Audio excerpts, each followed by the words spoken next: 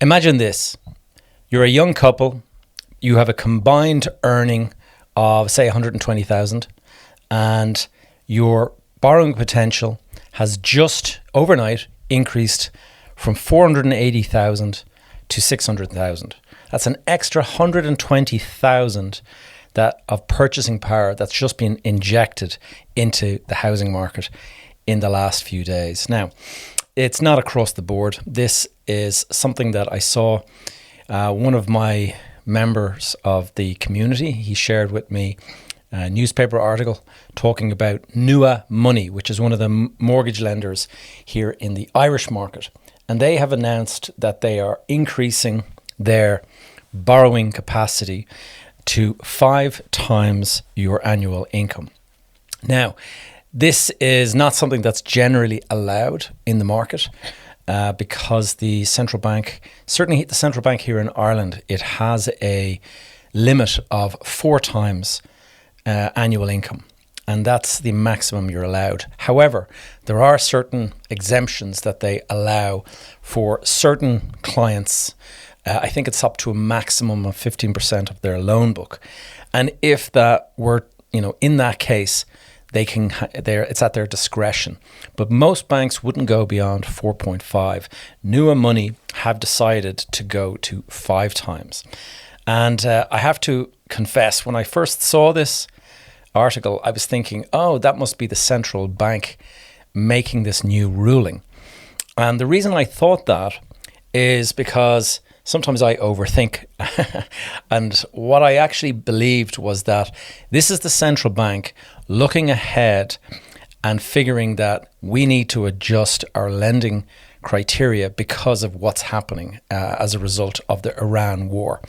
And so I'm going to expand out in this episode my thinking around this and how just this single one lender that's in the market only making this this special condition for, say, 15% of its loan book, how it could have an impact on the wider market. So first of all, we are looking at a significant cost of living increase because of the Iran conflict. Ireland, the Central Bank of Ireland, have already said that they're expecting to hike interest rates 3 times in the coming year. And I believe the Bank of England have indicated that they are looking at 6 hikes in the next year. And already the UK market, I was reading, they have said that they are going to be looking at a 6% inflation rate, which is substantial. And if you think about right after COVID, whenever all the prices went crazy, they were looking at an 8% inflation rate, I think it was. So we're not that far away from this. And I'll just give you an idea. And what this Iran situation has done is even worse than pushing up interest rates. Construction costs have increased significantly just in the past month alone.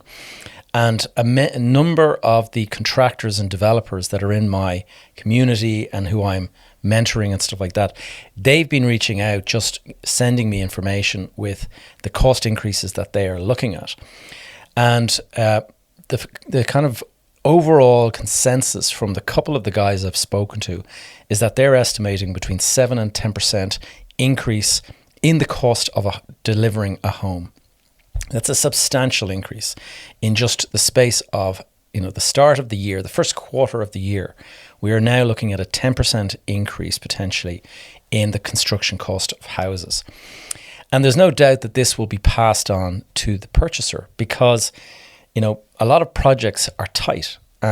Trying to go and make a living as a developer, despite what might be believed out there, you're buying sites and you're bidding with other people, you're competing with other market entrants.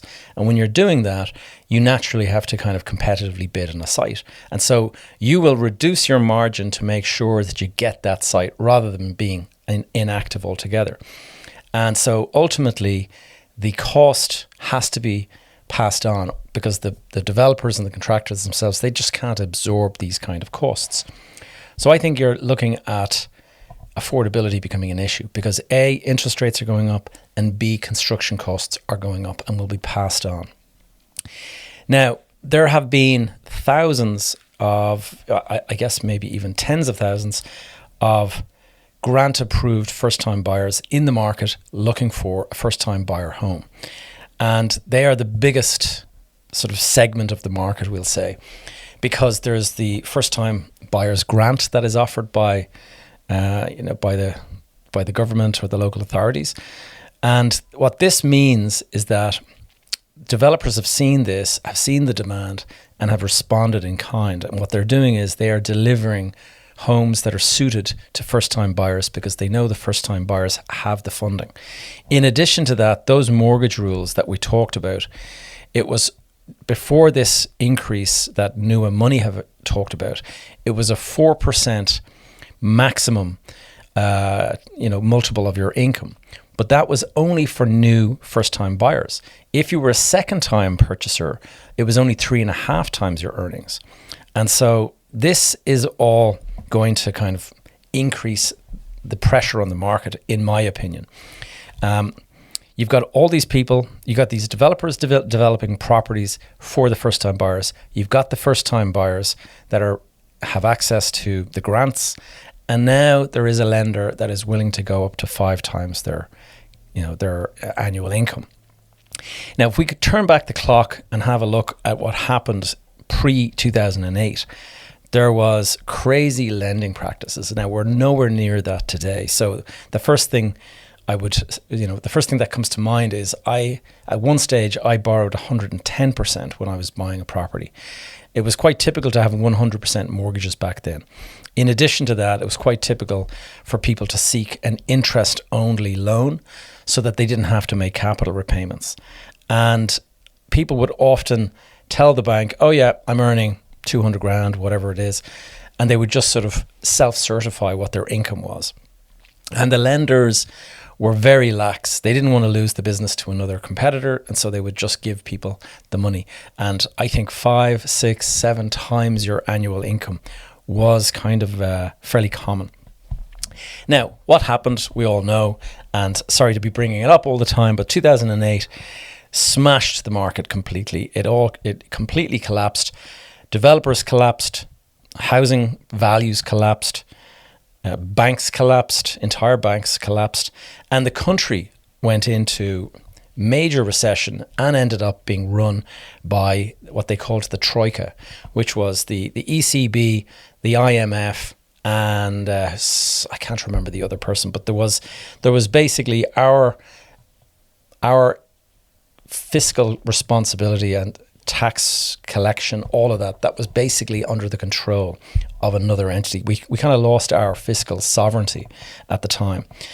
And tens of thousands of people, myself included, pretty much everyone I kind of know that was in the game, lost tens of thousands, hundreds of thousands in some cases, because their properties fell in value below the loan, and they ended up in what we call negative equity. And negative equity, is a terrible place to be because you're making all these payments, but you know that the loan is greater than the value of the house. So as long as you're in that situation, you have a roof over your head, which is something, but it's a very, very difficult position to be in. Now, Ireland learned the hard way what happens when excess leverage is allowed. And the process after 2008, the process we had to go through is very, very painful. It's called the deleveraging process. And that is where everyone borrowed too much, we're over-leveraged, and therefore we have to deleverage. And it's a very forced situation. It's very, very unpleasant. I went through it where you have loans that are greater than the value of your assets, and the banks say, right, you got to go and sell that asset. And you're like, but hold on a second. If I sell that, I'll lose the property and I'll still have a residual loan left over that you guys are going to expect me to repay. And in many cases, the banks, they just didn't give you any quarter at all. And I know in some cases, receivers were appointed, and the receiver just takes it and puts it on the market, and the lowest bid, it doesn't really matter, how low it goes. If it's the only bid, they'll sell it to that person. So this obviously damaged the banks, but it also damaged a huge segment of society. And I'm still meeting clients and prospects to kind of come and join my program, my accelerator program. And many of them have got these very painful experiences. They're talking about the fact that I'll never work with another bank again. I mean, that is quite a common thing that I hear, that all the assets that they own, they have bought with cash because they don't want to ever be borrowers again. Now, that's kind of going from one extreme to the other. I think there's probably a happy medium. But in 2015, just moving forward, 2015, the central bank stepped in. And this is probably around the time that the new regulator was appointed. And they decided that we have to control the lending practices of the banks. And so the central bank introduced what they called macro-prudential mortgage lending rules. And the idea was protect borrowers, protect banks, and protect the wider economy. What they introduced was loan-to-income limits. And this meant that the maximum that you could borrow was 3.5 times your annual income. And then also there was loan to value limits. So the maximum you could borrow, you couldn't go to 100%. I mean, a lot of first time buyers would get 90%. And then there'll be people who are doing, say, commercial or property investment. The most they'll get is 60 to 70%. Now, the rules have been softening over the last couple of years. And it's a consequence, I think, of the fact that you've got house prices have increased greater than the speed that incomes have increased. And so suddenly people are unable to afford to buy property. And so the CBI, the Central Bank of Ireland, and this is happening around the world as well, but the Central Bank of Ireland in 2023 decided to increase its income limits to 4 times for first-time buyers. And then second-time buyers were going to remain at 3.5 times income. And the banks, they were given this limited exemption where they were allowed to have 15% of their loan book where it kind of went beyond those. But it was only in very special circumstances. The circumstances were that the person has a very stable income, that they've got more than the ability to, they don't have a lot of expenses, so they've got clear ability to repay. They have a clean credit history, so that's me locked out of that one. And they also... there's various rules that they apply. Now, decided Nua Money, this lender who is in the market, and they're only in the market a couple of years, they decided that they're introducing this 5x income rule on their 15%. And they're saying that the reason they're doing it is because they haven't used the exemption at all to date. And so, you might sort of say, okay, fair enough, they want to establish themselves, they want to kind of increase their market share. But what happens when borrowing power increases? It just means that those 15% of the mortgages that they're giving out to those people, they're now going to have a greater purchasing power, and you're going to find that those people are now bidding, possibly bidding up property, because they'll have that little bit more ability to go further on that winning bid. So the buyer, let's say earning 100,000 a year, they've just gone from being able to borrow a maximum of 350. Now they're up to 400 after 2023, and today they're up to 500. And so guess what happens next? The prices will be pushed up. And it's just a consequence of the way the market works. If you've got demand and you've got limited supply, it pushes up prices. Now, it is important to note that this is just Nua Money doing this at the moment. But I think this is the first domino. And if you think about it like this, what are the other banks doing? The other banks are watching. They're looking at their market share. Their shareholders are often looking at, how are they doing in business and all this kind of stuff. And if somebody is seen to be losing market share, they feel that they have to respond. And if Nua Money is hoovering up lots of customers from the other banks, then it's quite possible that the other banks will respond and start feeling like they need to offer more in order to retain some of those borrowers that they could potentially have. Now, I did look up and I noticed that Nua Money is one of the more expensive lenders out there. And I was looking at the rates that they are offering, and they are, they're a good bit more expensive. I'll just give you an example. For a 3 and 5 year fixed rate mortgage for them would be 4.9%. And this compares with what one of my clients inside my accelerator has just done. He's just fixed at 3.1%, and he did that for about 3 or 4 years. And he managed to do that with Bank of Ireland. So you're looking at a difference there in those rates. If you were borrowing, say, 300,000, you would be looking at paying 340 a month extra by going with Nua Money. And those guys, because they're more expensive, I guess in order to kind of fix that affordability thing, you now say, okay, if we go and increase our lending rule to 5 times, then we'll be the only one who can offer this much money. And so but they'll still have more to pay. So it is kind of interesting. And the result of this has been that the government have come out and expressed concern. And I know Nua Money, I've been reading their various comments that they've made. They're saying that this is not a return to the Celtic Tiger era standards. Their commercial officer, Fergal O'Leary, has insisted that they continue to be cautious. But, I think what this is, like I say, I think it's kind of a domino. And once one lender goes to that, there's going to be pressure on other lenders sort of saying, look, guys, who are we competing with here? We're going to have to go and offer something a little bit more. So everyone, in my opinion, will soon be looking at an increase in the amount of capacity of borrowing that they're having. And I know that's maybe a good news for those people that are trying to get on the housing market. But I think there's going to be people there.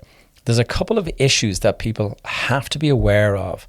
And I think there's going to be a lot of pressure coming down the road in the next couple of years. If you look ahead, talk about AI and stuff, I've heard that Meta are laying off tens of thousands of people around the world and replacing them with AI agents.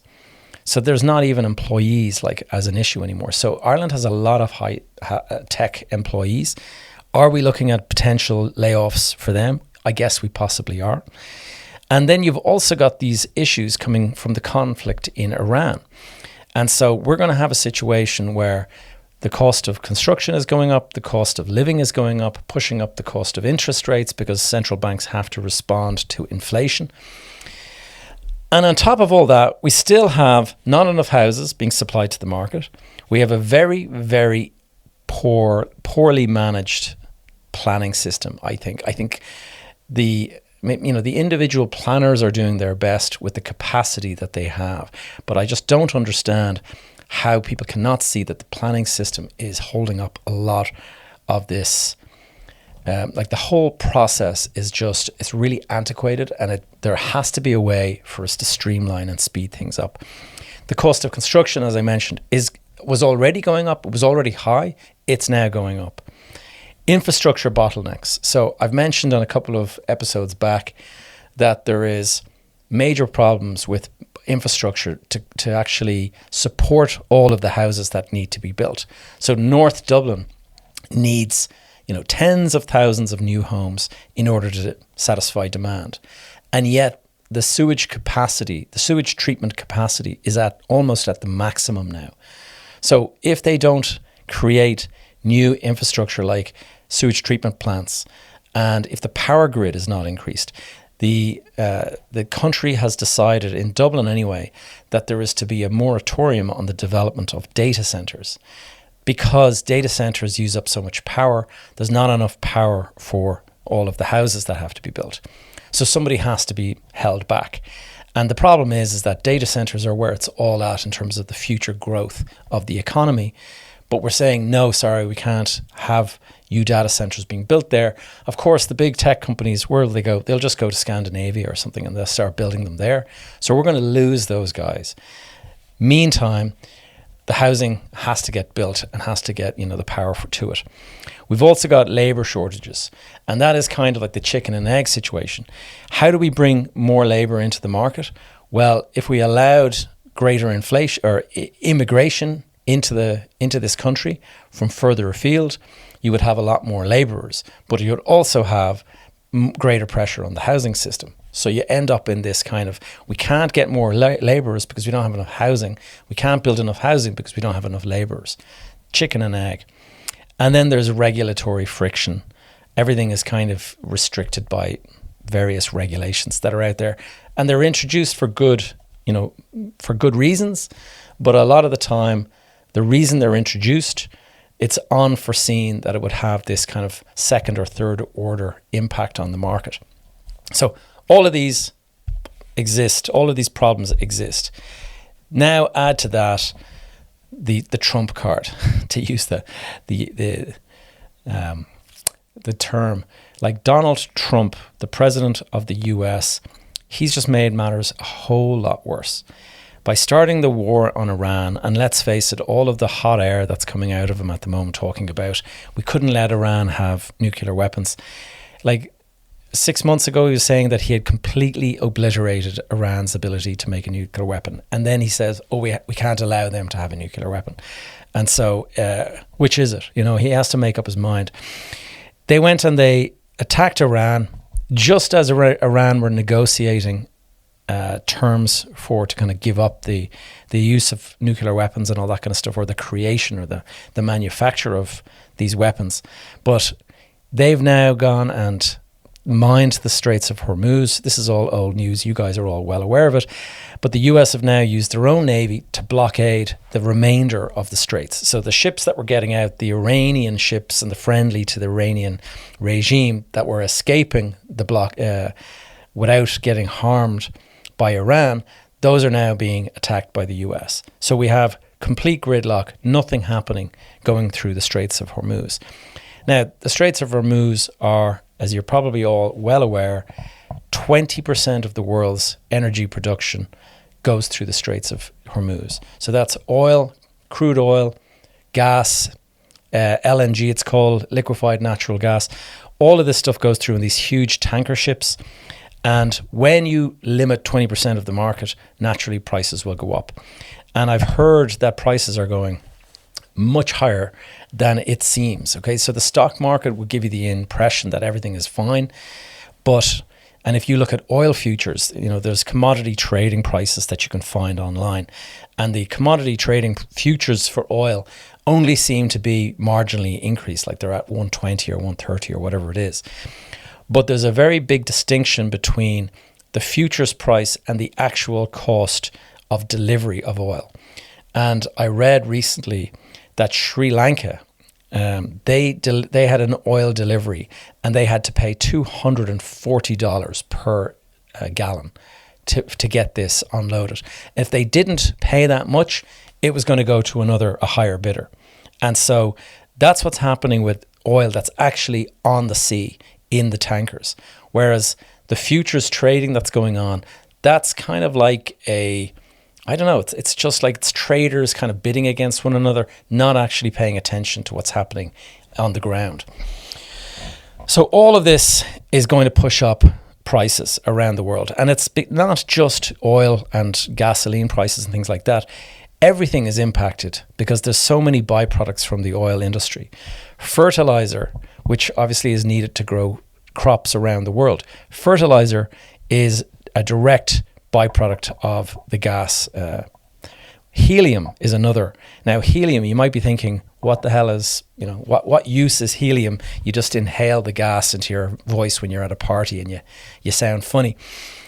Helium is actually, it's got the lowest boiling point of all gases in the world, and so it's used to cool data centers.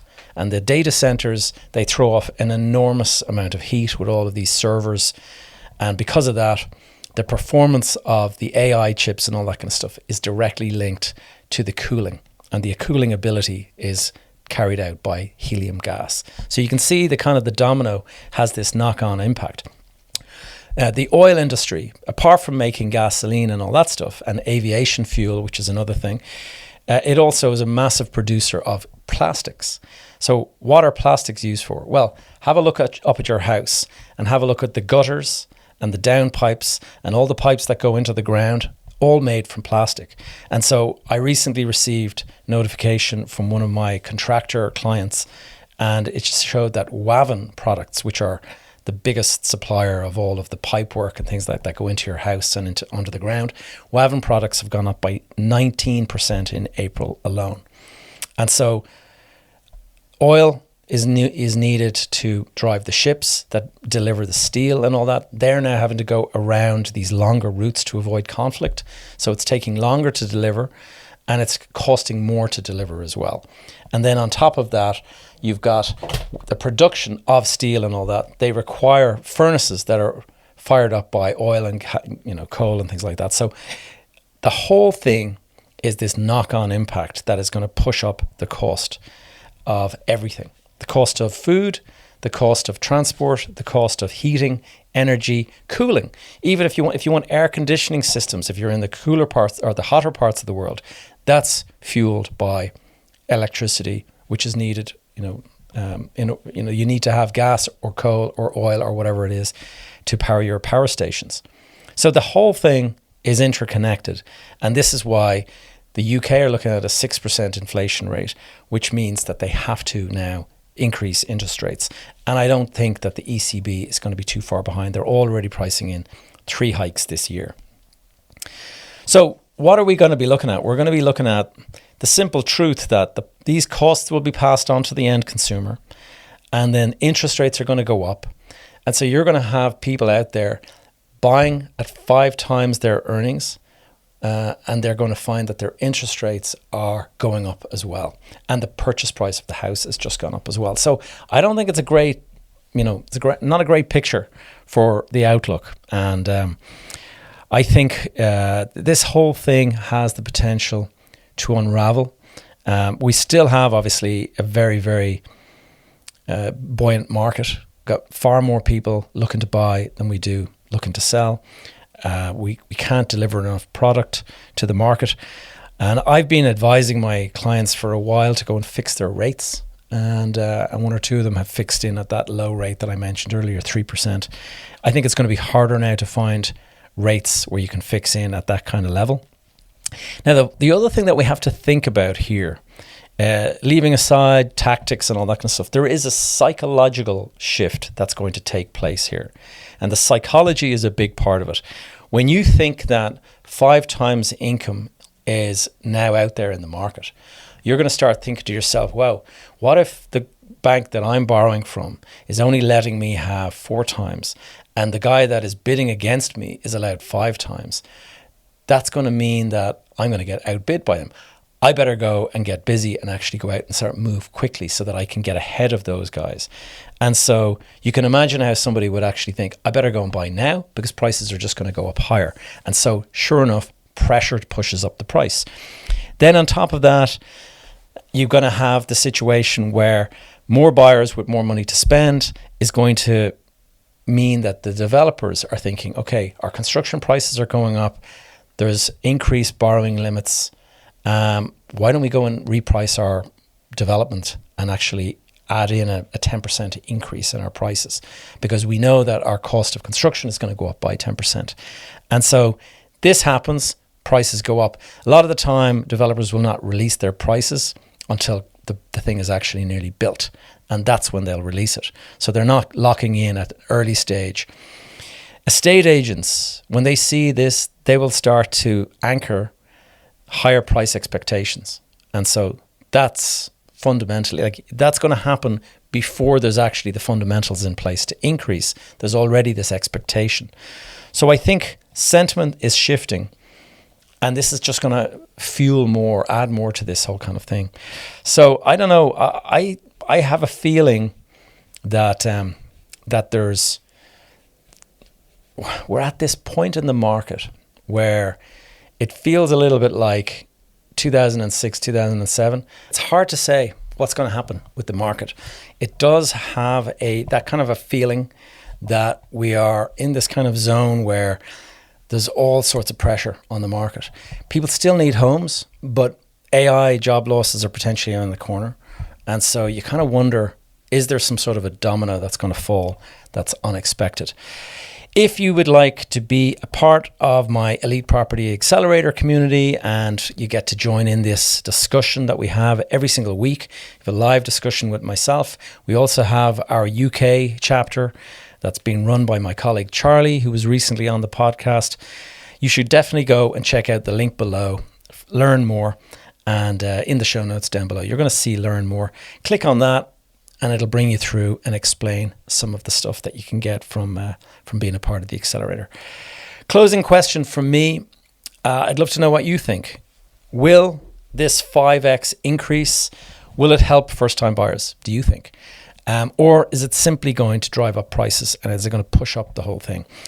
Love you to leave a comment down below if you're watching on YouTube, or if you're looking at this or listening in on this, maybe send me a DM on Instagram or something like that, or LinkedIn. I'd love to know what your view is on what's going to happen in the market.